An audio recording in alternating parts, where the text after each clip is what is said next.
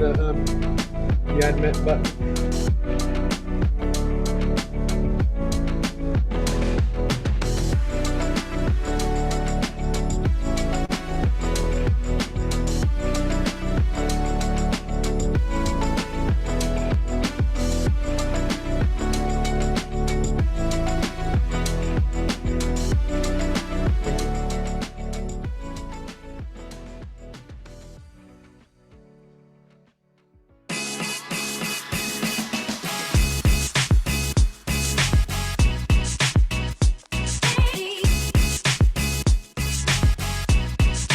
Hi, I'm BD Dalton from Rockfine Group and founder of the BullRing, which is Birmingham's answer to the Dragon's Den and Shark Tank. It's an entrepreneur showcase that allows people to show off their businesses, talk to investors and possible future partners, and even clients, either over Zoom or in person.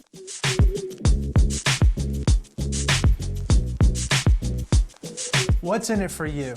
One, if you're an entrepreneur, you're going to learn what else is out there, what problems people are running into, and also what investors and clients are looking for in new products.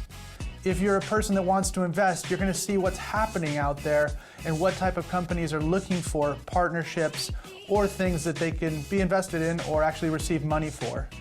The BullRing trains you up a week ahead of time to walk through your 5-minute pitch. You get to do that with the other pitchers. You get to see what they're doing right, what they're doing wrong. Then, on the day, you get your 5-minute pitch to sometimes 75 to 100 different people that will either know more about your company as a client, as a potential partner, or even a potential investor. Our pitchers have had the opportunity to partner up with Microsoft, Amazon, some of the big gaming names, and even some potential European big boys. If you're just somebody from the general public and you want to know what's happening here in Birmingham and the wider Midlands, then you'd come along to see what's happening for businesses that are startup or scale up.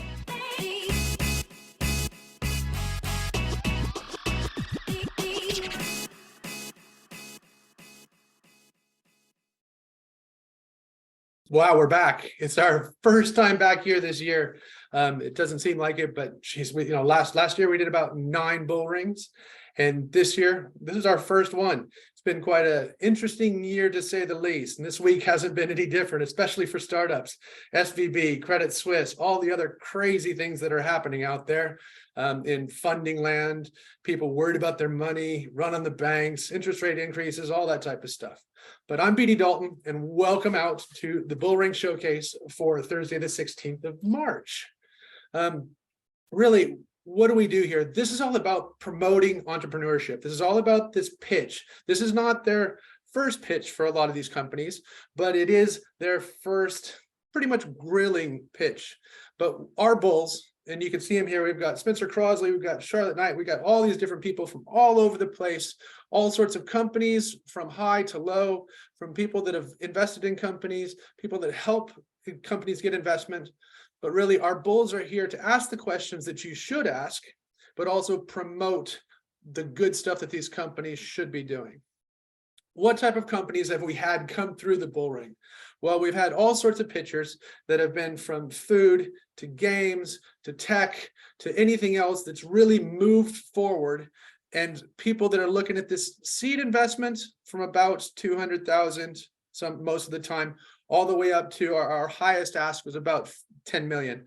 10 million probably didn't get the investment, but we had quite a few that have had either non-exec directors or people that have come through and the funding. Really, and this isn't just about local. So when COVID came around, all sorts of crazy things happened, and we used to do this face-to-face. But once we had COVID, this became a global reach. So we have people all over the place, whether it's bulls from all over, whether it's companies pitching from all over. We're really an international company. So the BullRing over this time frame has dealt with all sorts of different companies and countries from all over the world. Could I have the next slide, please? what makes this different? So this isn't our job to grill these people, but our job is to promote and put these companies on a pedestal to make sure that they look good, but also grill down.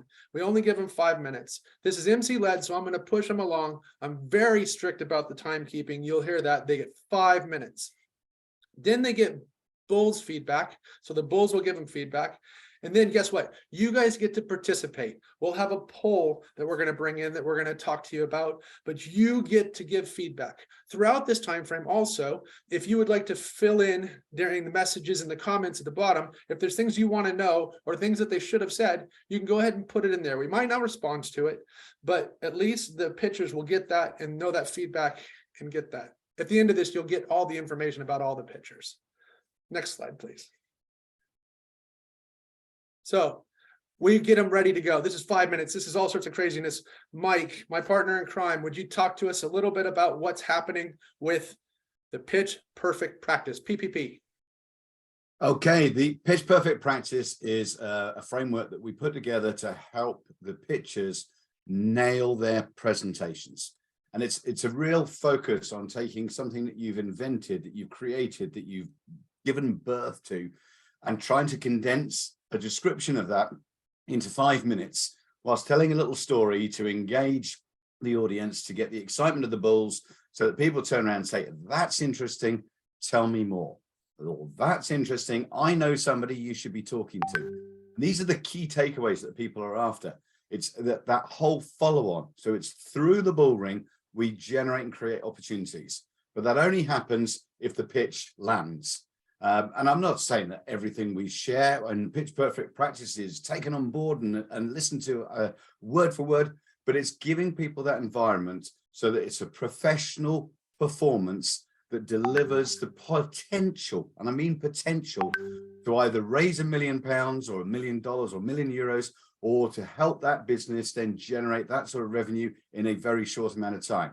So if we're not thinking about the million in the way it's performed and presented, then we're missing a trick. So it's performance, it's rehearsal, it's nail those stories and get it all working and deliver through a lens the size of your little pinky nail with zero feedback and interaction. So I'm not saying it's hard or easy, but it does need to be prepared, which is what we do.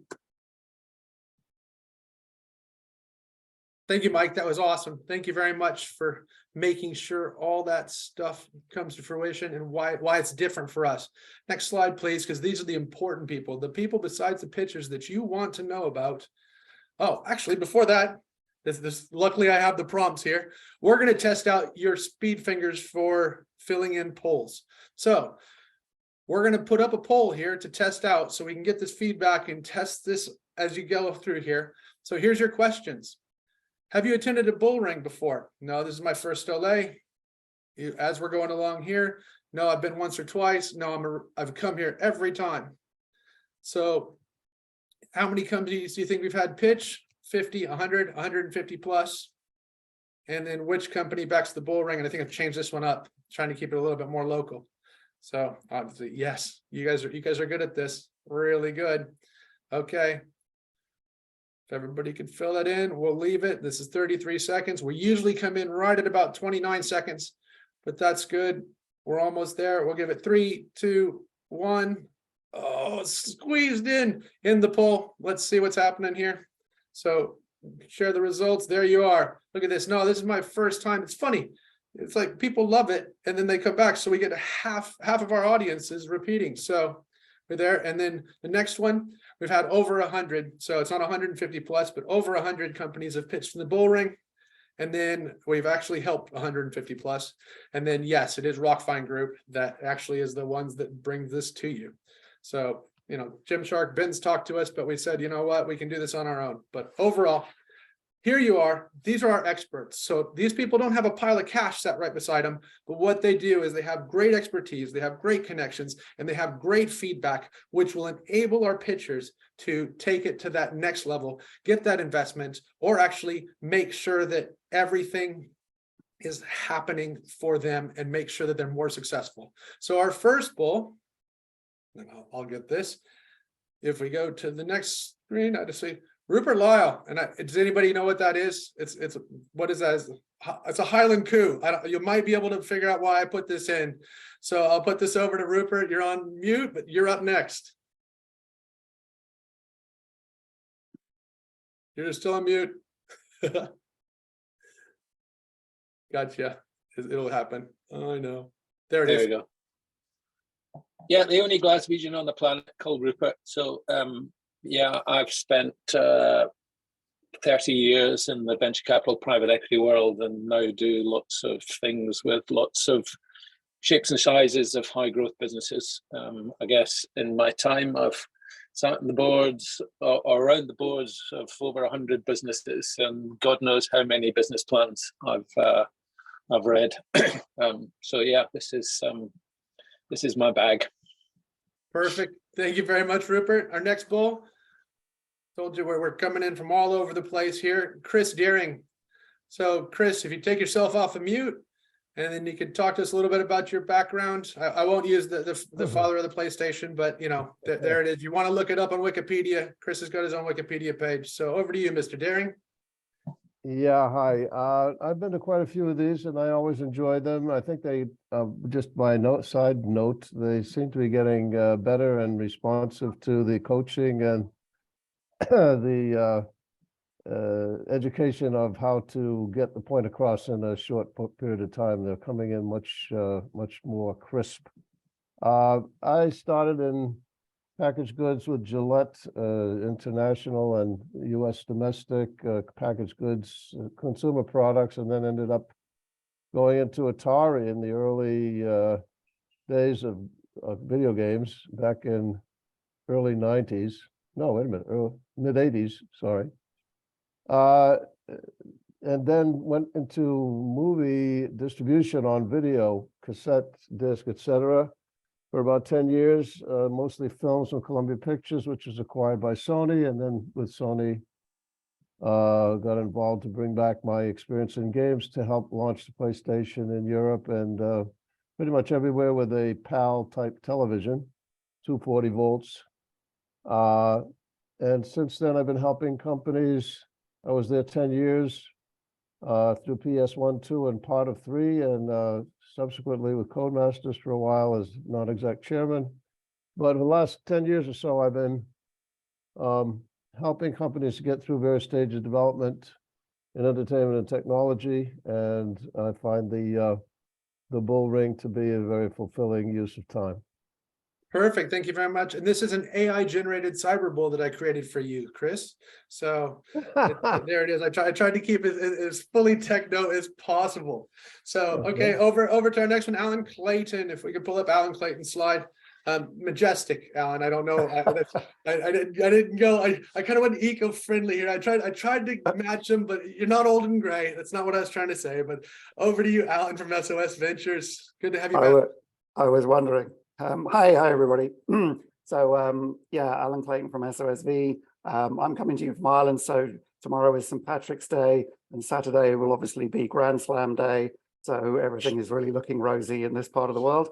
My history is, as you can tell from the accent, I was born and brought up in the UK, London. I spent 10 years at Asda as a marketing manager. Then did a lot of executive kind of coaching, started a few companies of my own along the way, and then came here to Ireland and met a guy, Sean O'Sullivan. Sean is the founder of SOSV, was a dragon here in Ireland on the TV show, and I got to look after the companies that came out of that. But more importantly, I spent the last 10 years working with the investing team at SOSV, where essentially we recruit teams from all over the world. We directly invest into those companies. We run accelerator programs, particularly these days, really interested in anything to do with climate tech, healthcare. So despite all the kind of recessionary kind of air that seems to be around and all the problems with banks and so on, we still have to look after people, and we still have to sort out climate change and so on. So this BullRing has always been a great place to come and see if there are companies that we might be able to invest in, and love to find some. So great to be here. Perfect. I think we might have one or two for you to be interested in today. Thank you very much. So now what everybody's here for, I mean, we have, obviously we have our great bulls, But we have our first pitcher up, and Dayan, he's been here before, but he's really good at this. He has fun with it. So Dayan from Moree, if we could have you up, get you spotlighted, and allow you to share your screen. This is all, and like we can tell you, we're really international right now because we got Ireland, we've got Las Vegas, we're here in the UK, we're all over the place from viewers to everything else. So Dayan, your screen, are you good? Yeah. He's good. Okay. And this is how we work. Dayan knows how we roll. It's 5 minutes. So Dayan from Moree, your 5 minutes in the bull ring starts now. Uh-oh. I'll stop you. I will give you the benefit of the doubt as you're monkeying around for a second doing the. Right. You see my screen? You hear You me see well? your screen perfect. So I will start you over again. I will take back the 7 seconds that I gave to you. So here we go. Don't abuse it. Here we go. Your Dayan from Moree, your 5 minutes in the bull ring starts now. Thank you. At Moree, we're aiming to solve the biggest problem we have with packaging waste, which is plastic. It's huge, especially in groceries. Now, what we know is that customers and companies really want to be more sustainable, but there is no universal solution for reusable grocery packaging on the market. And we know this space really well. My co-founder, Claire, and I have worked together for 15 years as innovation consultants for clients like McDonald's, Sainsbury's, M&S, and Coca-Cola. Now, Claire has over 30 years of experience in product engineering, and I'm a third-time founder with 1 successful exit. And now we're on a mission to make single-use packaging a thing of the past. Moree offers reusable packaging as a service to food brands. Our vision is to make reuse as easy as separating your recycling. Now imagine buying your favorite products online or in retail, and then instead of chucking the empty packaging into the recycling bin, you put it in a special reuse bin. It's collected weekly with electric vans and taken for washing and redistribution. And as a customer, you get digital points and rewards for your returns. So it's a truly circular system, and this is what it currently looks like and what we're doing now. Now, brands buy Moree packaging from us and fill it with their products. They then sell it through their preferred channel. Their customers enjoy the food and simply return the packaging when it's empty to us via the post for free. We wash it, we sanitize it, and get it ready for another cycle. Now, the system is easy and affordable for brands, it's convenient for customers, it's good for the planet, and it's profitable for us. So how do we actually make money? So first of all, we sell reusable packaging as a service to food brands at roughly the same price as recycled or compostable packaging. We also charge brands for access to our SaaS platform, which tracks the packaging and provides really valuable data on plastics and carbon savings, helping companies with their ESG targets and also their marketing. And our customer app rewards customers and also builds loyalty with the brands and gamifies the whole sustainability aspect. And we already have an MVP of our smart pouch for dry goods like cereals, muesli, granola, coffee, nuts, snacks, those kinds of things. We've built a SaaS platform where each pouch is connected to its digital twin. We've developed a very simple method of returning the packaging via the postal system. So it's very easy and affordable for customers, and it's free for the customers. We've run 2 successful pilots with paying client brands.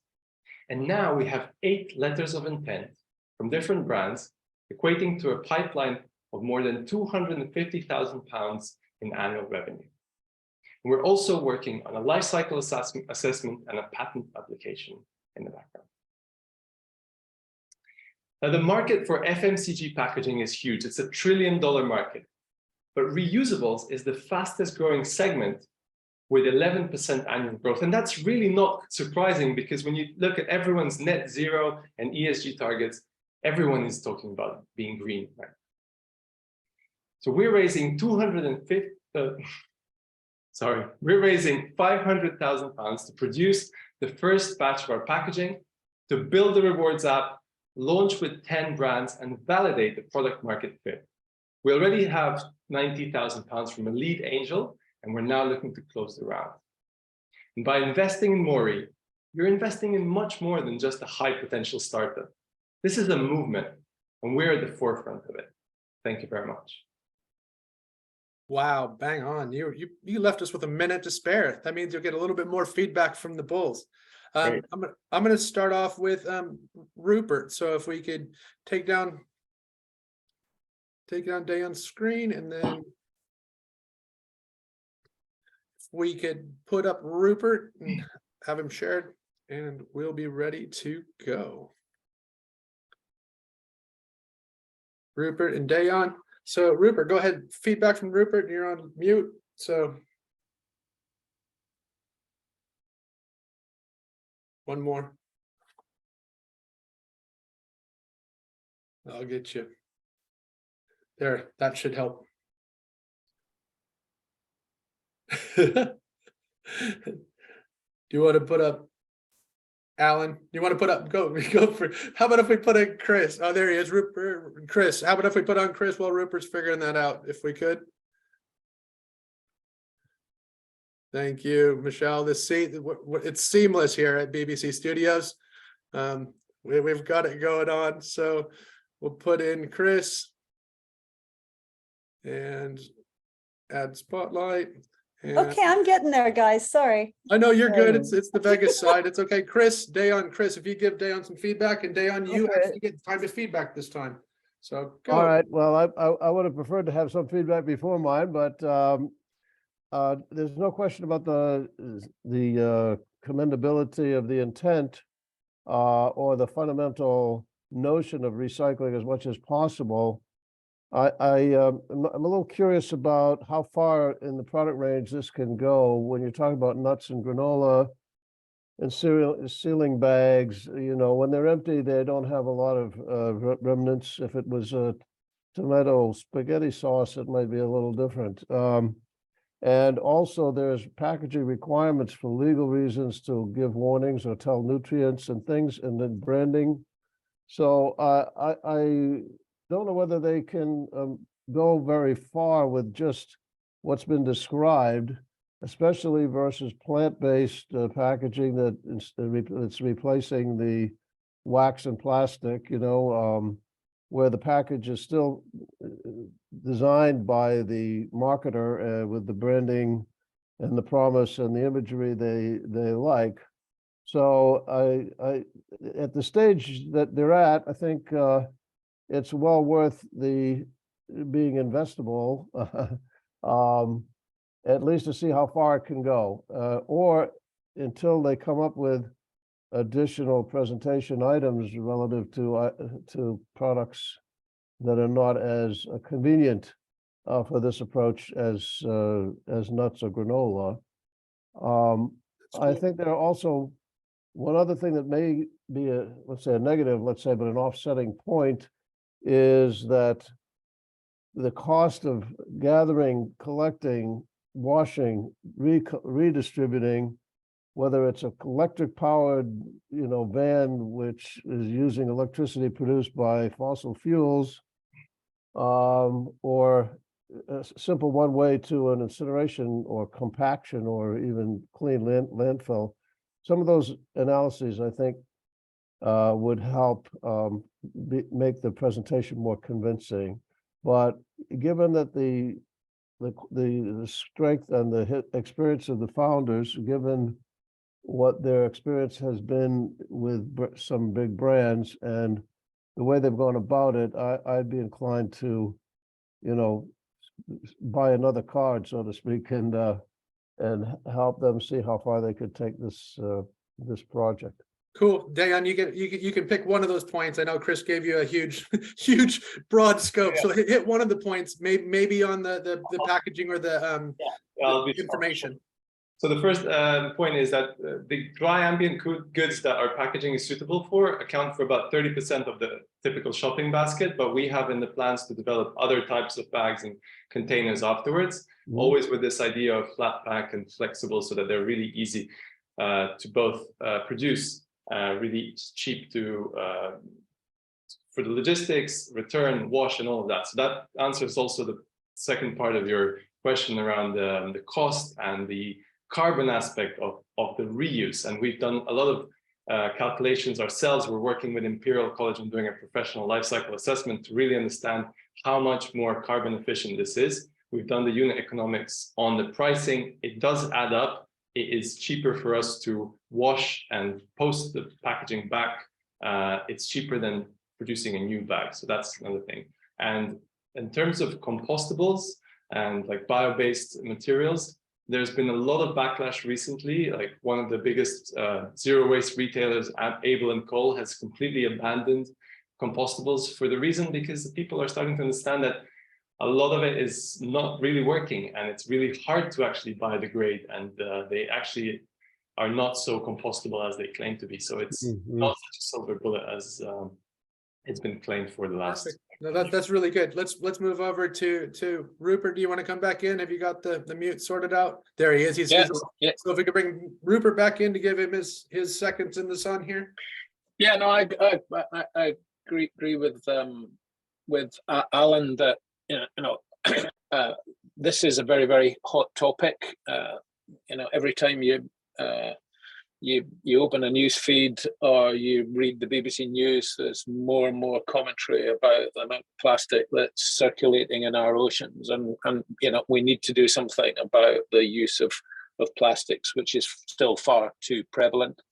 But like Alan, I sort of struggle to see the breadth of the applications. You say that 30% of the shopping basket is dry goods, and I presume that goes to pasta as well as granola and all sorts of things like that. And there are actually some Marks and Spencer stores where you can go in and you can effectively scoop in your dry pasta into the bags that they provide. So it's beginning to happen. You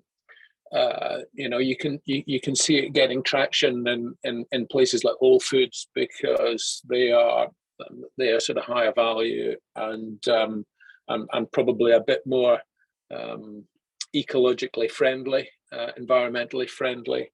But it's the scalability and how you get these packaging into commonplace use, because unless it becomes a default for people, it will just be a nice to have and also a bit nichey. And my final question, Dejan, was how on earth do you track them? Is there a chip in it?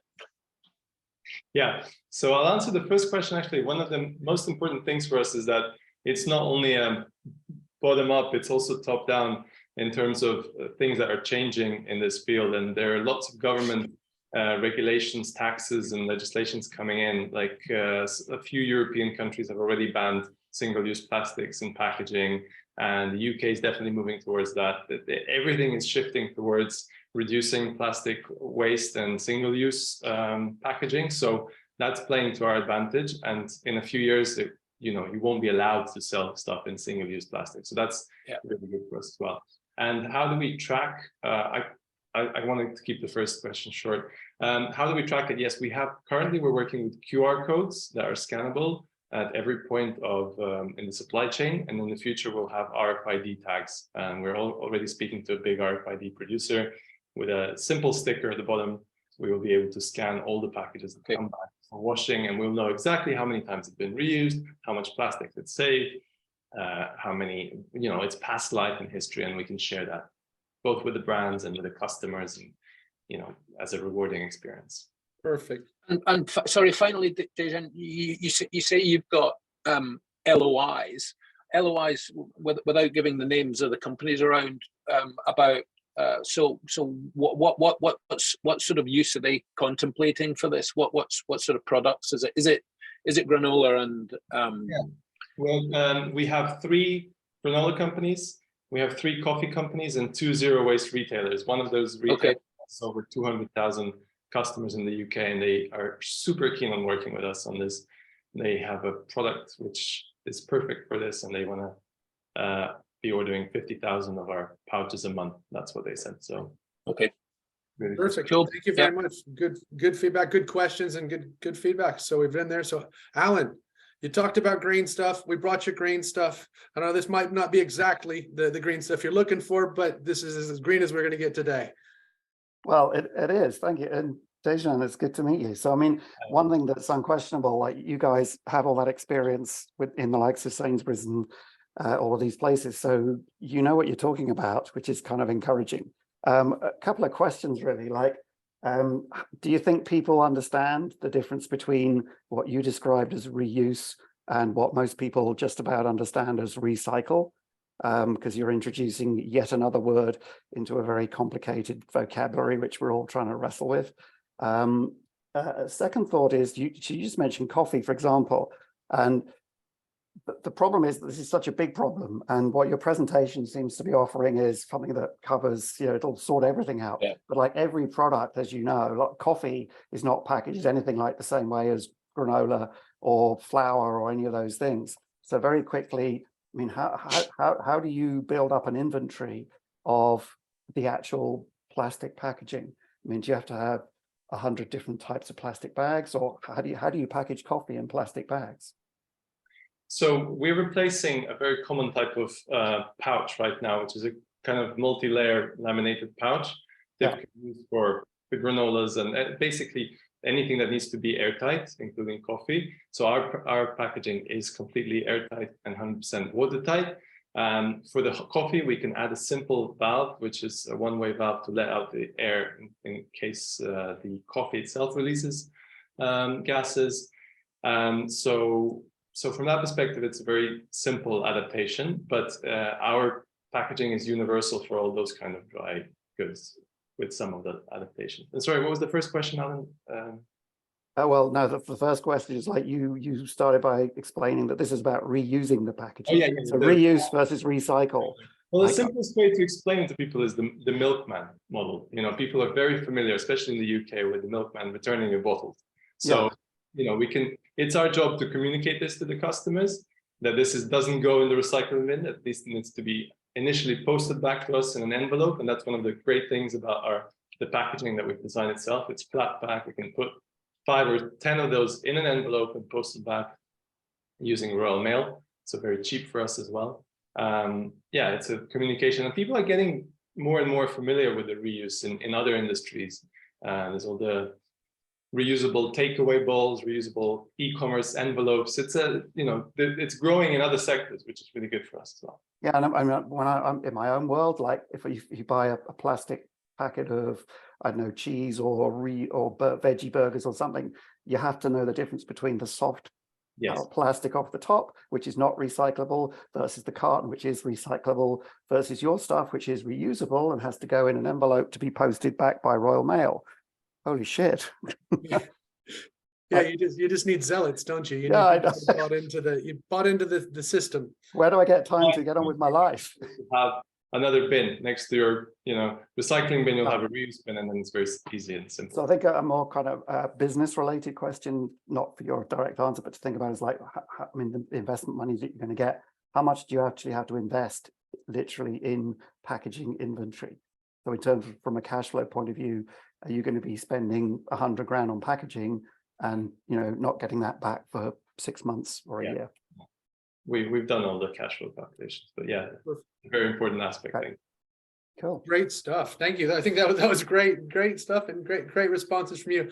Now let's see what the audience thinks. Could we have the Moree post, please, or the poll for Moree?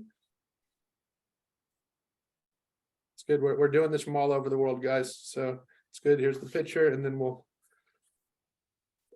ready. So as you guys can see, here it is. So the question is, do you understand what Moree does?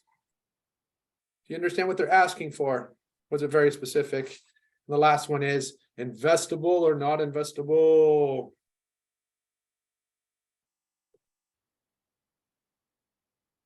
You guys are flying in. Look at this. You guys are professionals. You can tell you've been on Zoom for the last 4 years.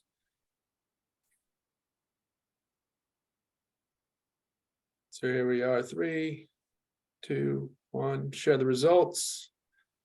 There you are. So do you understand what Moree does? Yeah, fairly specific. You more or less, some people try to figure it out. Do you understand what they're asking for? Yep, majority there. And investable, more than half. I think that's great, Dayan. You did very well. It was great having you back, and thank you very much. if you want any more of the information, go ahead and we will send out an email after this, and you'll get more information on Moree, and we'll go from there. So next up, we have our second pitcher. So if we could get Josh, if you're ready, from Josh from Butterfly, we can get you up, and then here we go. There he is. And then Josh, could you start sharing for us, please? Yep, can do. Perfect. That'll be good. Always fun. We have a good variety in the BullRing. So I'll let Josh tell you what he does. We've got Butterfly starting here. So Josh, I know nothing set there, but Dayon crushed it with the 406, but I'm not holding you to that number, but I don't need you any less, but we're squeezing in there. So Josh from Butterfly, your 5 minutes in the BullRing starts now. Social media is no longer social. Butterfly is here to change that. We present to you a new kind of social media, one designed to bring people together in the real world. We're currently targeting university students and campus communities to completely redefine the way people connect through technology. Today, we'll be looking for £150,000 through SEIS, and in a couple moments, we'll attempt to show why investing in not one, not two, but 3 19-year-olds would be a great business decision. Let's take a look.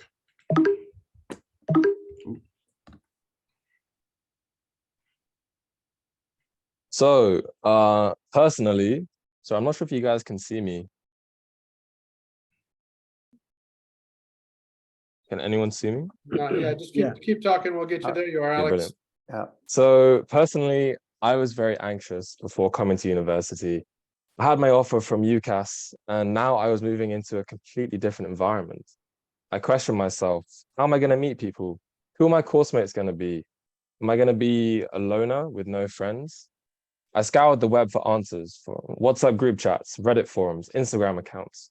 Ultimately, there was no existing platform that could ease my worries, so I was left in the dark. To combat these issues that hundreds of thousands of students, just like Alex, continue to face, we have this beautifully designed app to guide a user through every stage of their social development. We wanted a relaxed, relatable environment for students to post relevant content, thoughts, or events around campus to reflect their university experience. We wanted to create connections amongst the 18,000 students, hence the centralized feed. If you find someone relatable, click on their profile, view their flashcard, and get chatting. Similarly, the Meet allows you to see the faces around your campus to create a sense of familiarity and aid you in that initial step to approach them in real life. Finally, we wanted to make in-person and meaningful connections. And what better way to do that than to create a shared experience? That's why we partner with local businesses such as bowling alleys, escape rooms, and restaurants to give students these discounts and incentivize them to go out and make these memories. This is just what a couple of 19-year-olds have coded as an MVP. With access to funding, we can really hammer in the real-world aspect with machine learning algorithms to match you with potential friends and location-based alerts to impact the user experience. The potential market for Butterfly is massive, at 4.5 billion, and it's growing fast with a compound annual growth rate of 18%. Uni Days generated 60 million in revenue last year, and we, as a social media, have an even higher earning potential. Taking a look at the competition, social media giants are entertainment obsessed. We believe there's a massive shift coming to the social media space. Let's look at the recent success of BeReal. It's because people are craving real life connections, which current platforms simply don't offer. Unify and the Student Room are direct competitors. However, they have poorly designed products and no features specific to real life social engagement. Consequently, they've failed to fully capture the student market. Let's talk money. How will Butterfly make money? Here's a quick and easy example. You go to your local coffee shop and redeem a discount through Butterfly by simply scanning a QR code. We would take a small commission. Now scale that nationally across restaurants, nightclubs, retailers, and more.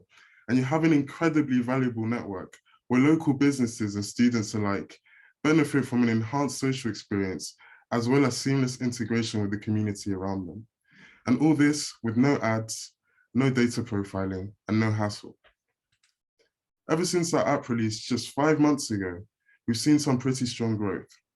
We secured £10,000 in pre-seed funding and were recently accepted onto the NatWest Accelerator.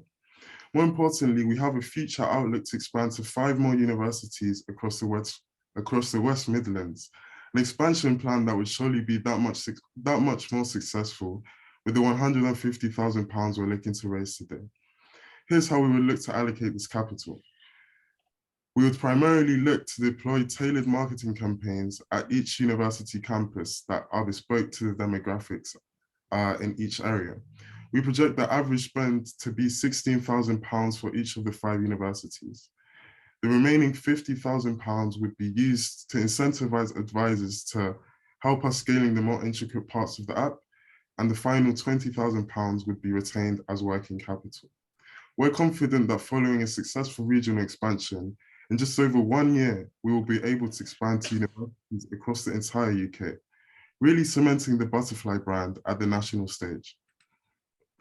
Let's talk traction. So we've only launched at the University of Warwick so far, which has an undergrad population of 18,000. With that in mind, we have 350 daily active users, 2,500 Instagram followers, 60 partnerships with local businesses, and 3,000 downloads. That's 1/6 of the undergrad population. And so let's meet the team. Why are we the right people? Josh, our CEO, interned at Amazon and has led a team to launch Code into Space with the European Space Agency. He's a leader by nature and can manage complex operations. I'm the CTO, interned at Morgan Stanley, created an online community platform tutoring over 100 students during COVID. I've experience building scalable systems and listening to the needs of students. Finally, Alex, our CFO, interned at a quant trading firm and scaled a blog to over 30,000 subscribers. He's our finance expert, analyzing the market and perfecting our revenue model. Times are changing, everyone. The public simply does not care for meaningless connections with people halfway across the world. Okay, guys, there you were. I gave you 45 extra seconds, and Michelle was flying around doing the everybody flying in from everywhere. So that's your time.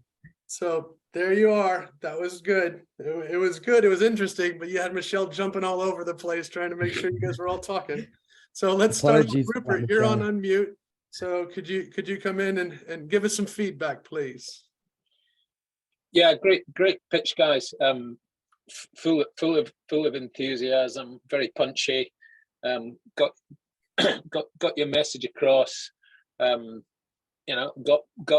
Bart wound up because you went over, but hey ho, I was enjoying that. I didn't feel like it was going over. I guess my challenge to you from a grey-haired old fart is that I don't understand the problem that you're trying to solve. And you know that's not surprising from a grey-haired old fart, but a lot of the people that you're trying to attract investment from will struggle with that comprehension, with that understanding of what's out there in the marketplace. I mean, I'm a social media Luddite. And I recognize the brands, but I just don't understand the issues that you're trying to solve with Butterfly. Hey guys, do you mind if I take this question? Yeah, thank you for the question. I guess like the big idea is that when social media first came around, the big thing was, hey, you can speak to anyone across the world. Like on Facebook, you can message people across continents, across the country. And I think that has died a lot recently. Like the example we gave with Be Real, right? Where people want to talk to their own community and make it very bespoke and tailored. So that's like the first like overarching point we're trying to jump on. And then like similarly with like other social medias that are out there right now, like Instagram, you have like lists of thousands of followers that are again, like all over the country, all over the world, and they're inaccessible to your day-to-day life. The whole point is university has like 30,000, 40,000 students in one tiny place, and they're all very similar. But it's hard to like get those people to meet each other and connect properly. So if you want to make a platform where every single person is very accessible to your day-to-day life, if you meet someone on the app, you can meet them in 2 minutes, basically. That's like the difference. So you're creating communities around a specific university, so that if you go to Warwick, you can before you arrive, you can begin to communicate with people, and they're just purely with people who are going to be at Warwick University. So really the sort of the geographical interaction is sort of irrelevant for you guys. What you're trying to do is tap into the 18,000 students at Warwick, or the however many students there are at Birmingham University. Yep. Yeah, So precisely. So, yeah, exactly. So it's a community for a specific institution or organization or something like that. Yep. Yeah. Exactly. All right. Okay. And I now understand that. Okay. And final question: have you tried going along to Warwick and saying, right, okay, you know, can we effectively be part of your freshers marketing, so that everybody who's coming to the university and are having the same issues that Alex had, and that is, oh my God, what's going to happen in September? Who are going to be? Am I going to be stuck in my dorm on my own, not knowing anybody? Is there any way that you can sort of white label it or get co-sponsorship for Warwick or Birmingham or Aston or Coventry or whoever it is? So Alex is actually that. So yeah. So I've actually had a chat with Warwick University and their marketing department, and they of course really like the idea. At the end of the day, they want to promote their student community too, and just essentially like help the students, and that's what we're here for. There hasn't been like a formal agreement for any sponsorship or backing, but it's something we're definitely pushing for, and we think if we get that expanding to the universities that we want to expand to, it'll be a lot easier to gain traction with the backing of the universities. Perfect. Yeah, that's really good. So we're going to move over to Alan. Anything else? Obviously, Rypert will send stuff through to you, but we're going to move over to Alan next. So Alan, feedback from you? Oh, yeah, actually, very much kind of thinking follow up Rypert's comments about obviously doing a partnership with the university, because presumably the university already thinks that it looks after its students in every way possible. It probably has websites and God knows how many groups and so on. So I think that's a great idea. In terms of the pitch and so on, would have been good to see something along the lines of a financial forecast. I don't know what you think you might turn over in the first year, or you talked about the discounts in the coffee shops and so on. So something that would convince me in a bit more of a numerical way as to why this is an amazingly profitable business, and I'll get my money back in 5 minutes. A couple of your generalization about social media, I think you're going to get a lot of pushback, because I'm not, I'm pretty old, but I do use social media. I belong to a WhatsApp group in Ireland with 400 startup founders in it that some individual kicked off 6 months ago. It's now organizing face-to-face conferences and what have you. So I think even Facebook, LinkedIn, WhatsApp, all of these platforms are perfectly capable of, you can build a small family-sized community or a university-sized community in it and so on. But if you're smart, I mean, you guys have the understanding and the talent to be able to make it much more kind of effective, I suspect. But I mean, you can't wipe social media under the carpet quite as easily. And the final question was, I kind of understand. I mean, what I thought I heard you saying was that the problem is like loneliness or isolation or, fear of making enemies before you make friends in all these desperately awful social circumstances. But like, it'd be nice to be clear, what is the benefit? Are you going to deliver me 10 really good friends in a week? Or is it about half-price coffee? Anyway, maybe just be a bit crisper about the actual benefit. Cool. Sure. I think that makes a lot of sense. I know you guys could have a comeback from that, but that's really get that marketing message across. It needs to be bang on, and it could be 2 or 3 messages, but that's there. So thank you, Alan. Chris, I know you have Chris, Mr. Deering. You take yourself off mute, and then we're rocking. Yeah. I downloaded the app, and I noticed right away that you have to have a number for the university. So I'm starting to grasp this is a micro community. There are things like Nextdoor and things just in neighborhoods like this, but there's a space for it. but it's going to require a lot of legwork in each particular campus, especially since the variety of things offered by the universities already may be to varying degrees, performant. In terms of the pitch, if you're implying that you deliver what Be Real and Uni Days do not, then try to figure a way to say that, even if it's 30 seconds. Because an investor will say, well, I just don't know how many other, plants are popping up in this garden and what their unique selling proposition is. I was impressed with the fact you mentioned there's no stealing of data. You're not passing things on. I mean, people about privacy and data protection, that would be a reassurance to the kids. Whether they start sending pictures, around on it, and it becomes like an Instagram or a TikTok. I think you need to figure out where your positioning is. The thing that's unique to me was the taking a royalty on discounts. And when I first thought, I said, well, how stupid is that? But the more I thought about it, it's not so stupid at all.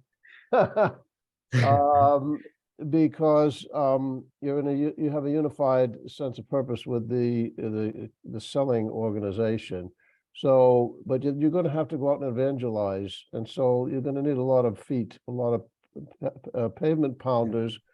So a key factor of success, I would think, would be to have some kind of a syndication or a way for people to earn ladder points or additional discounts or some kind of equity in the business by going out and going into each coffee shop. It's the obvious one to come to, but there's a lot of pubs, and then there's everything from car washes to laundromats, etc.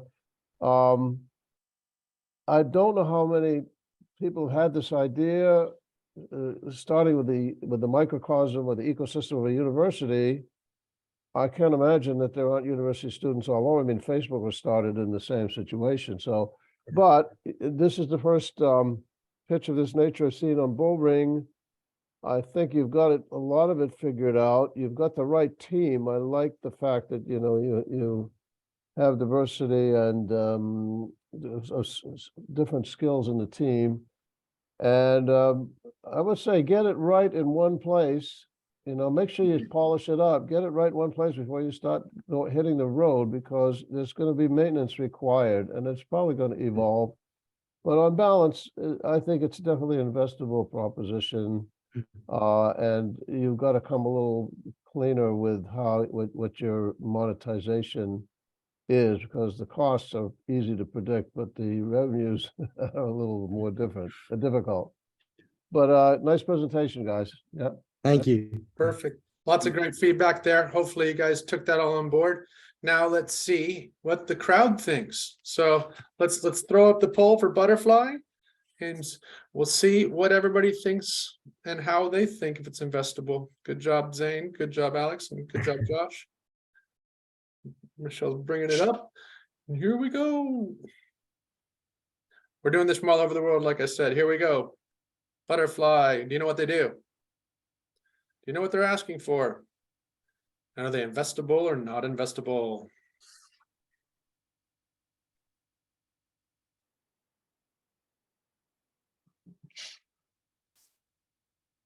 That was very fancy footwork too. You guys, very good job on the video camera. I mean, BBC might be hiring Michelle away from Rockfine fairly soon. Here we go. It's ready. 3, 2, 1. Let's share the poll. There it Can you is. see it? It says it's sharing. Oh, it's sharing. Sorry, I got that. So I was waiting. I'm reading and talking at the same time. I can't do the two things at once. 59% understand what you do. Do you understand what the ask is? Because it was fairly clear and said from the beginning. Very good. And investable, 71%. Good job, guys. There we went. So here we go. So that was a great idea from you guys. So we had Butterfly. Up next, we have Cambridge Spectacles. So we got Ahmed's flying in from a business appointment. Here we go. And so once we can get Ahmed sharing his screen.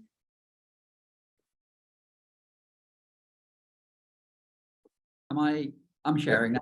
You're sharing currently, and once I can see the presentation itself, I can see the presentation, but you're still in PowerPoint mode. So once you've got presentation mode on, okay, Ahmed from Cambridge Spectacle Company, your 5 minutes in the bull ring starts now.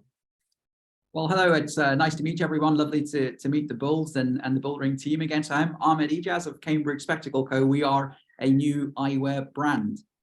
So what's the problem? Well, we find the problem in stores. Bear with me. So we find that designer glasses are expensive, and online your glasses are a bit cheap, but they tend to be rubbish. The experience is a bit old-fashioned in stores, and there's a poor user experience online. And we find that fashion houses like Gucci and Armani dominate in stores, and there's no trust built online. You don't trust those brands. So what did we do? So our approach to eyewear, we have an optician-led approach. We have fair prices starting from £95, and we have sustainable aims. So every pair that somebody buys, we give back to eye research. We have a partnership with the University of Liverpool Hospitals, a research charity based there. The market is huge. Just to give you a quick overview, it's a £100 billion global market plus. And some of the partnerships that we've already done here. So you might have seen me in an advert with Bukayo Saka recently, because we used Fiverr to build our brand. We've had a chat with the UK Prime Minister's office about the brand and our sustainable aims. And we have just been nominated for the Startup Awards as the Rising Star of the Year. The awards are on May 17th. We're also in the NatWest Accelerator like Butterfly. We've been there for 6 months. They're actually coming to one of our launch events that they tend to love us. And we've also been funded already by Crowdcube. So we've taken in Crowdcube and Angel over $200,000 or pounds of funding so far. So traction. So I heard that one of the Bulls had worked for Asda. Well, we've done a national deal with Asda. So we're launching this brand across Asda opticians because they felt that there was a great value proposition here for their customers. And just a note to give you an early sales update there, Asda themselves in retail value are looking, well, they're on track to do £1 million worth of Cambridge Spectacle Co sales. So going very, very positive and received very well. A quick word on M&S Optician. So as BD mentioned, I literally just came from M&S Optician. So I was there and a little bit late into the meeting here, but it went really well. And the operators of M&S Opticians, the main guy likes us. The two that were with him, the execs are questioning on us on price and things, but really positive conversation with M&S Opticians just now. And then I wanted to just give you a quick demo. If it works, hopefully it does. We really invest in the brand and the website experience. Although we don't do a lot of website sales at the moment, we want the user experience to be cool. So we're invested in things like virtual try-on just there that you saw. Where is my presentation now? Let me get that back. And then we did do a Spotify partnership with Josh and Rob on the number 4 podcast. There's not enough time to play it. But yeah, never mind, you can hear that. This episode is brought to you by Cambridge Spectacle Co. I won't play all of that, it's a minute long.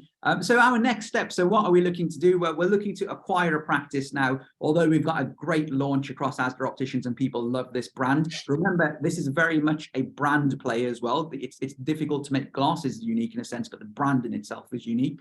And we want to open our first opticians in London. We've seen an amazing practice we want to buy. We want to get rid of their name, put our name over the door, get rid of their frames, get rid of the Boss and Armani and get our frames in there, have an eye test with us, similar to the proposition that Warby Parker has in the United States. Financial forecast. So to give you a quick overview here, we're looking to get to 10 million in terms of revenue and 2 million in EBITDA in the next 5 years. And that's really, what we think is a sensible forecast. And then just here, you can see some of the exits within the last 2 years. So Warby Parker had a huge IPO. All these are just within the last 2 years. So plenty of scope for exit. Got an amazing team to bring you. Johnny is our chairman. Chairman of the Leavesley Group as well, over £100 million company. Myself as an experienced optician. Aidan's ex-JP Morgan exec director, and my brother's MBA from the University of Cambridge driving strategy. Ben Elliott, who you might know as founder of Quintessentially Group, is also joining our advisory board. He's also, of course, known in the press for being nephew to the Queen Consort. We're looking for a £600,000 now total investment. Alongside experienced angels, you'll be investing at a fair 1.8 million pre-money valuation. We want to spend 200 on an acquisition, another 200 on a second practice acquisition within the next 12 to 18 months, stock and order fulfillment, and then hire sales director as well. Conscious of the time, you'll potentially be investing alongside the FSE group, who have offered us a growth loan. But just to sum up, you've got an amazing team, great traction here, great brand growth, an encouraging cash position. We have cash in the bank already, and we would offer you free glasses if you invested. Hopefully that doesn't break any bribery rules or anything like that. I think I've just about done 5 minutes, BD. I'm sorry if I've gone a few seconds over. I'll give it to you. That was a great presentation. Thank you very much, Ahmed. Thanks for running across here. Bang on. I'll give it to you. Cheers. 5:10 and just a little bit. 5:10 and change. I need some free glasses, but I won't tell anybody. We're going to start off with Mr. Deering. Mr. Deering, if you could unmute and then give us some feedback from it, that would be amazing. Well, it was a fast and furious presentation with a clear communication of experience and skills and vision.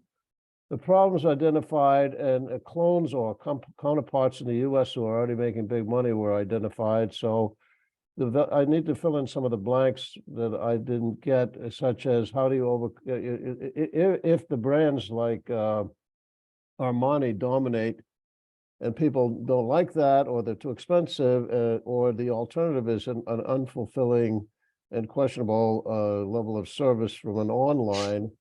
There are, what is the, I didn't quite get what the optician focus was. It's, and suddenly why that should work versus just a different type of retail positioning that deliberately stays away from looking like a fancy, fashion brand. And I couldn't understand the positioning.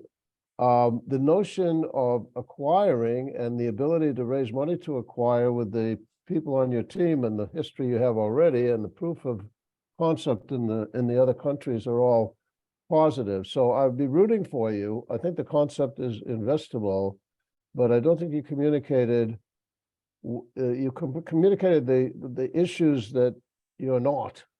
But I didn't quite grasp why this particular recipe is that much different for a consumer. If you're going to Asda or M&S, you probably might not even notice the layout or the way the process or the sequence of events or the pricing. So the brand in and of itself, by acquiring and changing the labels on the shop and shops, yeah, that's a roll-up plan, but do you have a better cost structure with labs? Do you do the glass grinding on the site? I'm not sure how these things are done these days. I worked for Corning a long time ago on photochromic lenses from McKinsey, but that was, decades ago. So, but I kind of know the issue and the category sounds exciting. It looks like you're on your way and you know where you're going. So the fact that you're making this group of investors aware of that, I think is positive. And but I think you do a little better job of saying why the consumer should be elated. You want to give that a minute, Ahmed? Yeah, no. First of all, it's amazing to talk to you, Chris, because I'm a huge fan of the PlayStation 1 and 2. Working for Sony, etc. But look, we're very much going down that focus of expertise because we feel that when you're wearing glasses, it's the only thing that is MHRA registered and is a medical device as well as a fashion device. So we really want to push to consumers that there should be experts handling your vision rather than people like Armani and Boss. And like Warby Parker has had huge success doing a similar thing. Obviously, we're going down the proposition of a brand play. So we wanted to mix in fair prices with that and have that sustainable aim that Warby Parker did as well. So we've got tremendous respect for what they've done. And we think that, they're not in the UK and there's a space here to be filled in a very similar way that Warby Parker did it in the US. Okay, so I'm not that familiar with it. The 95 pound price point would suggest a credible price point, but not being ripped off by the the Armanis and the absolutely and not just Yeah, no, absolutely, and not just that, but not going too low in the price point as well, to give that impression that, you know, we're not some cheap rubbish brand here, and there's value in these spectacles. They are designed by experts, and great price point and great product. And Warby, you know, they initially were going to sell at $49, and one of their professors at Wharton told them not to. So you know, if you're not writing on the back of Armani, then how do you convey that they are fashionable to your appearance as an accessory? Although primary benefit is this medical and technical features of the glasses, it's still a fashion accessory. So how are you dealing with that particular communication gap? So I should mention, we've just reached over 10,000 followers on places like TikTok. So we're targeting that younger audience to make them fashionable. We're doing an amazing job on social media platforms, very much a branding play. And we've done a great job so far in terms of the branding, conveying that, hey, these are fashionable. If you take a look at our TikTok, you'll love it. So, you know. So you have resources in the design. That's what I didn't come across the presentation. I didn't get the sense that you were covering the design, the fashion design, if not the fashion name element, because they are a fashion item in many cases. Yeah, absolutely. Yeah. So we're covering, you know, we're looking to simultaneously cover both of those, but there needs to be an optician behind the brand, an optometrist like myself. Perfect. I'm gonna move on because Chris could ask some amazing questions all day long, and I want to make sure that Rypert and Alan have some left over before Chris takes all the good ones. You're great. No, they're great stuff. Over to you, Rypert. Am I? Yeah. Hi, Ahmed. Yeah. Very good pitch. I guess I became more and more confused about your route to market as your presentation went on. Because I felt like, to begin with, it was going to be an online offering, and then it was B2B in terms of you selling into Marks and Spencer's and Asda, and then ultimately it became a retail offering as well, and that sort of confused me because the market tends to be going down one of those routes or another. Why have you decided to do all three? Yeah, that's a really good question. So in terms of the online started because we needed to get the brand out there and show it to people like Asda Opticians and M&S Opticians. So right now, until the brand is big enough and has a massive amount of traction and brand value behind it, we're not going to push too much on the online. So we would set that aside. In terms of B2B and direct to consumer, we wanted to get the brand out there across 157 stores. We want to get into M&S Opticians and continue to build a brand value. But just as you've sort of touched on there, ultimately our goal here will be direct to consumer. So those opticians that we're going to open is going to be a key focus for us. So in a similar way that you've got, you know, Rypert, a place like Apple who are in Argos, or Apple who are in Currys and PC World, yet they've got 10 flagships around the country. We see a similar model. So we want the brand to be supported in our partners by having flagship opticians across the country. It's just the way that the strategy is going, and also just to, you know, get rid of risks of you know, Asda and M&S turning around and saying, hey, we're gonna stop stocking these overnight. We feel that we want to be more in control of our own fate and build a startup that really is you know, sensible in terms of not having to rely on partners like that. We want our own reliance, and also those stores are profitable as well. Yeah. Okay. And a sort of final question for me is: building a brand is actually very expensive. Is 600,000 enough? You'd be surprised what we've done so far. So, you know, I can't show everything, but we've got great deals with Spotify. We've got a television ad that we produced in-house ourselves for a few £100s. When we showed it to people, they said, oh, so that's cost 25, 50,000. So we're extremely smart and creative in what we do as a startup. And I think you have to be to get this brand out there. That's why Fiverr have put me in an ad with Bukayo Saka, because we use places like Fiverr to say, hey, we want to compete with the big boys. And literally in my advert, I am actually saying it's let us compete with some of the bigger brands out there. It's enough money. The focus is going to go on the stores to build the revenue and build a profit, taking further investment down the line. Bear in mind, this is a seed round. We can prove the concept. We can prove the stores work. We can show revenue and profit. And then we'll go for those larger investments of Series A or pre-Series A and onwards. But we've got a very clear route, which Hassan, our head of strategy, has lined out here, and he's learned from, you know, Cambridge, who are very much focused on them. And he's been to Silicon Valley, and we know the route that we want to go down in terms of finance. Perfect. Just don't go to Silicon Valley Bank, obviously. Let's go over to Alan. Alan, if you could come in for us. Thank you, Rupert. Yeah. That's great stuff. So weirdly, this is a market I know really well, because we actually invested in a guy who left Warby Parker to go back to his home country in India and set up a company exactly like yours. Only the reason we invested is because it was all about eye care and not the brand. Anyway, so it sounds like what you're trying to do for glasses is really what Dollar Shave Club did for razor blades, which is basically create an amazing ad that eventually Unilever paid £1 billion for. So good luck with that. But I mean, that's a very high risk kind of project. I was curious, I mean, congratulations for getting the Asda thing. I worked at Asda for years. I mean, all I know is that Asda only has Asda's best interests at heart. So if you're offering them a deal where they make more money than their current alternative, then I'm sure they'll keep you.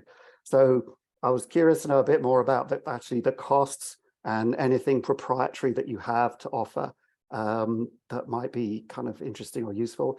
What I do know is, like, if you're just simply saying, well, we want to do Warby Parker in the UK, that's not a bad idea, because essentially glasses, and then you can go on hopefully to do hearing aids, are ridiculously expensive, all of them, compared with what it costs to make them, even the cheap ones. So that's all good stuff. I think, as the previous guy said, like, if it's a brand, it's definitely going to cost you a lot of money, and it's brands in the early days are obviously not investable because there's nothing to protect it. I could come along with twice 600K, buy a couple of opticians, appeal to the same demographic as you are, and I might do a half decent job. So I'm curious about the technical side of any of the IP or the glasses themselves. Yeah, so we are MHRA registered in the UK responsible person for our factories, which we have in the Far East. So we've got agreements in place with those guys. In terms of the IP, we're using Foresters LLP, who are an IP firm in the UK, to trademark the brand. So again, it's going to be a brand play.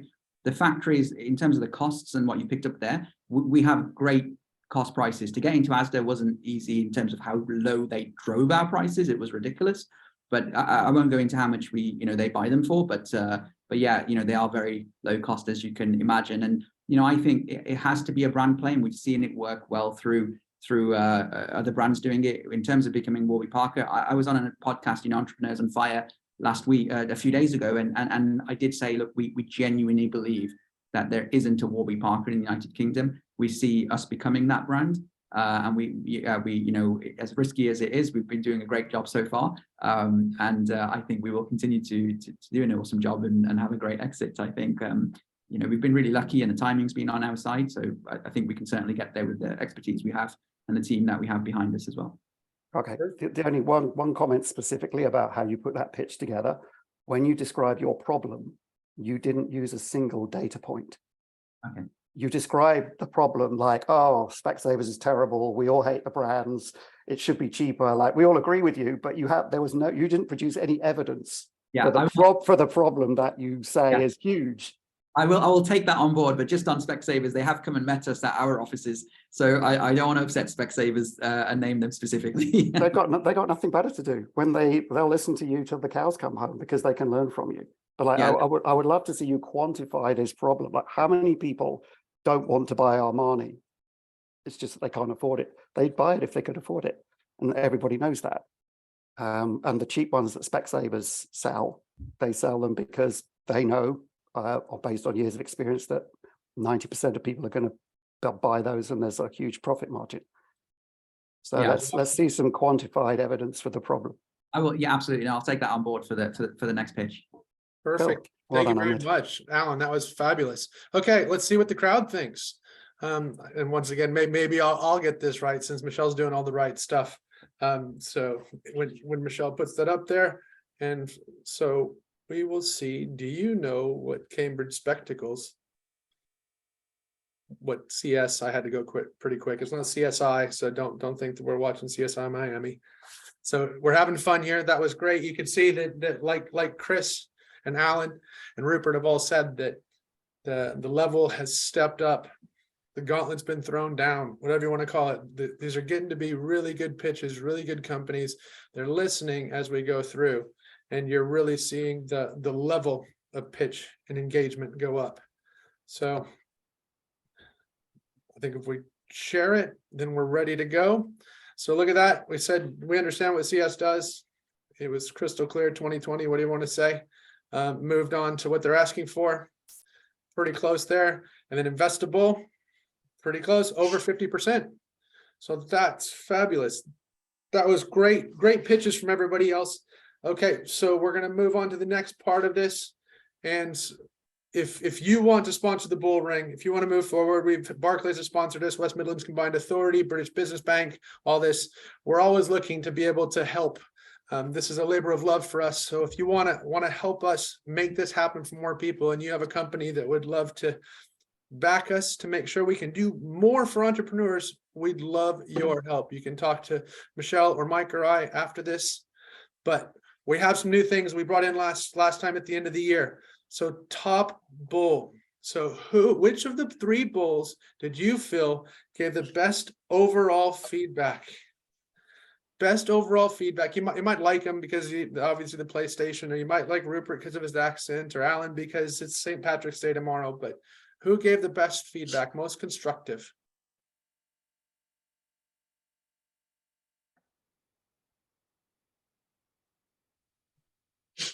Uh-oh. There we are. We're fighting in. Here we go. Perfect. Okay. We'll share that. Alan is today's top bull. Yeah. Thank you very much, Alan. It's a St. Patrick's Day thing. I don't, you know, we could have had it there, but that was it. Thank you very much, Alan, for very welcome. Being the top bull today. Now our top pitch of the day. So Moree, or get Moree, Cambridge Spectacle, or Butterfly.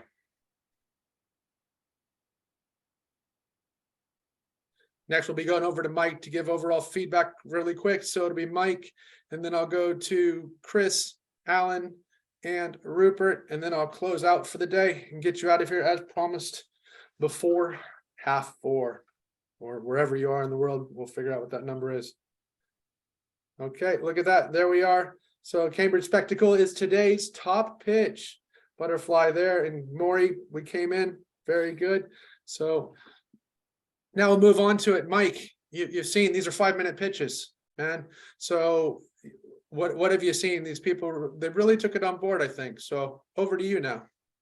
This today is one of the reasons why we do this, because the presentations have all been really, really powerful. The energy, the preparation, the detail, and that has absolutely stood out because of the amount of interest and intrigue that you generated from the bulls. If there was no interest there, you'd have had not very many questions and not many challenges and whatever else.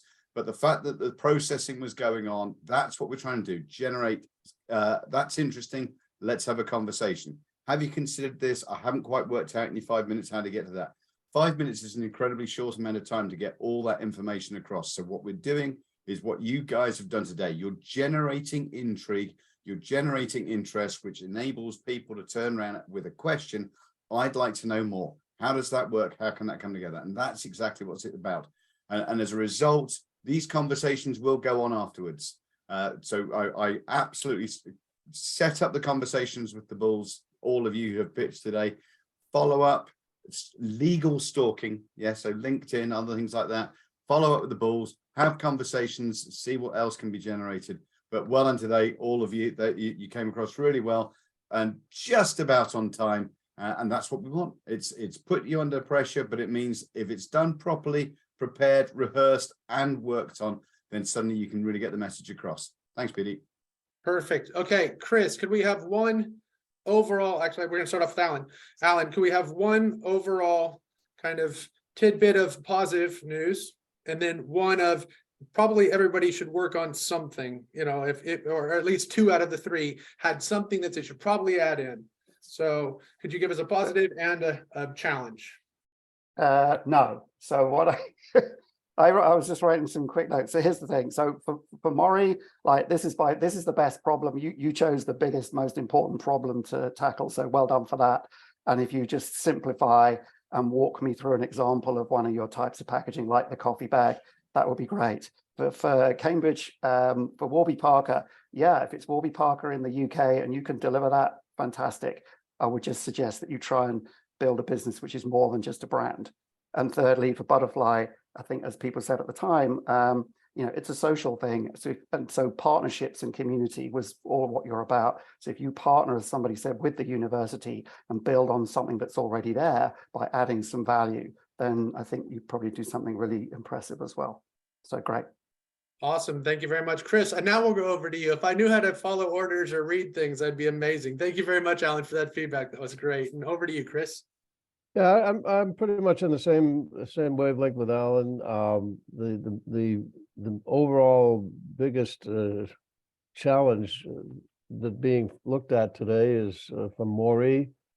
They will get there. They have the skill and the passion and the experience to get there. I think they may alter some elements, and they may not end up doing it exactly the way they're saying now.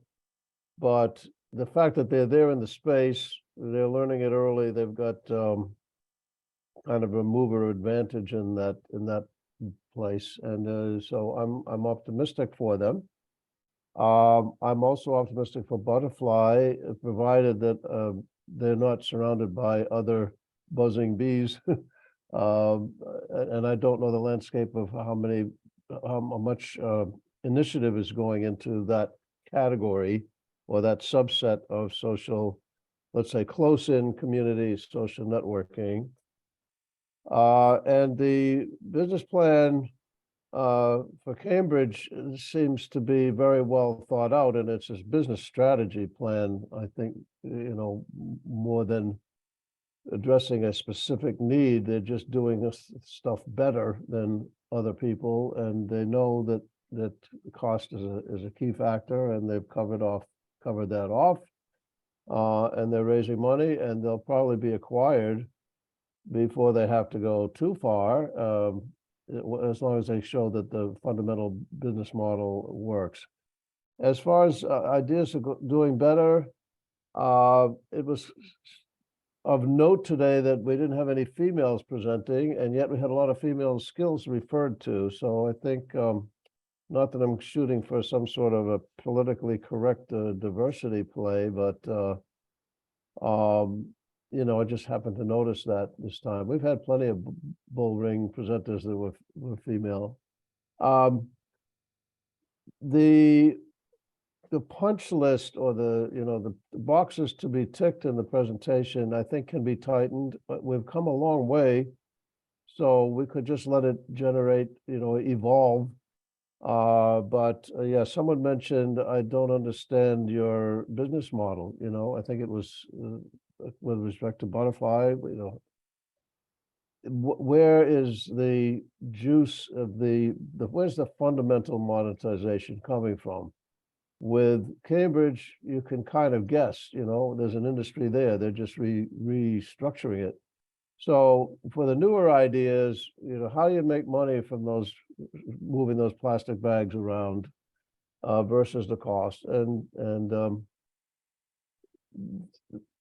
the elements that the key pins or anchors on which evaluation of investability contain credibility, technology, competitive landscape, and then execution ability and financial relevance or business model. So maybe we can have a little more of an internal checklist that these 5-minute presentations at least make some reference to each. That's good. Thank you very much, Chris. And finally, over to you, Rypert. Yeah, I think the challenge for every early stage business is focus and not chasing too many shiny objects. Jeff Bezos started with a vision for Amazon to be the everything store, and yet he started doing one thing and one thing really well, and that was books. And I think that's one of my challenges to all the guys here, is that, you know, find something, don't stretch yourself too thin, don't chase too many shiny objects, don't chase too many markets. You know, Moree, pick coffee or pick granola and hit the ball at the park in one particular focused area. And once you've nailed that, then you can begin to expand your model. Exactly the same for the butterfly guys. You know, start with Warwick University, and if you've got to break it down into halls of residence or sports groups or something like that, and build a solid base before you start tackling other universities and different geographies and things like that. And and for Cambridge, you know, actually doing retail and B2B and online is a challenge. And you know, it needs different capabilities, it needs different marketing, it needs you know, different investment. So again, focus on what is your strategic priority, which one do you want to nail, and once you've nailed that, then build out from that. But don't try and do too many things at the same time, because that just spreads the capabilities far too thin. Very good. Thank you very much. That was fabulous feedback. And that's fabulous feedback, not only for pitchers, but for business people in general, because you only have energy, time, and focus. And when your focus is everywhere, your energy and your time goes every which way. So just make sure you stick to your cooking. And if you choose, 3 things are always good in the bull ring: 3 bulls, 3 pitches, all that type of stuff. But 3 different directions in a business can drain cash left and right. Thank you very much to the Bulls. Thank you to Chris. Thank you to Alan. Thank you to Rupert. Thank you to Mike. Thank you to Michelle from Las Vegas, who's been flying all over the place. And the Butterfly Boys gave her all sorts of challenges today. It was fabulous. We're going to be back at the beginning of May. I'll get out the new dates. If you know anybody that wants to pitch, if you know anybody that wants to sponsor, if you know any other bulls that are out there, like Chris says, we're all a bunch of old white guys. We'd love to have some ladies on board too. Our normal ladies were not available today, but we'd love to have ladies pitching. We'd love to have more lady bulls. Just bring on the diversity. We'd love to have it. So this is all a platform for entrepreneurs. So let's make this happen. So go out there, have fun. Don't worry about the banks. Don't worry about the interest rates. Just go out there and have fun, make money, and change people's lives. This is BD Dalton from the Bull Ring. Thank you very much, everybody. Okay, bye-bye. Cheers, everyone.